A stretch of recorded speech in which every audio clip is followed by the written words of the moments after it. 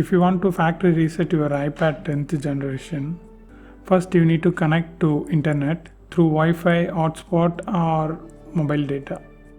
And then open Settings app and click your Apple ID name.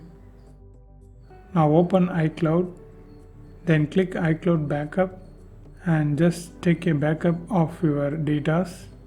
If you don't want to spend money on iCloud storage, you need to watch this video.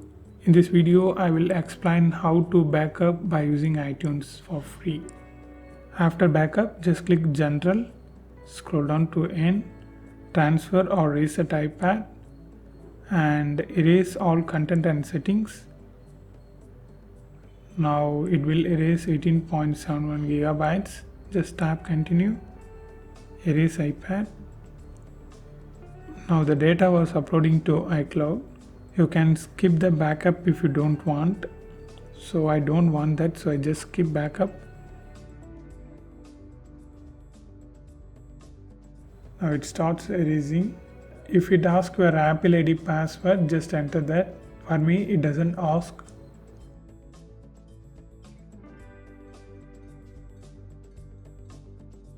Yeah, now it's completed. If you see the yellow screen, you can exchange your iPad, or if you want to give away, or if you want to sell, you can do anything. For now, I show you how to set up again. Just swipe up, language, country, continue, set up without another device, set up later in settings, and just connect to any Wi-Fi or hotspot network. Continue, set up for myself, set up Touch ID later, don't use, and passcode options, don't use passcode, don't transfer anything. Now enter your Apple ID email or phone number, continue, enter your Apple ID password, continue, agree, get started.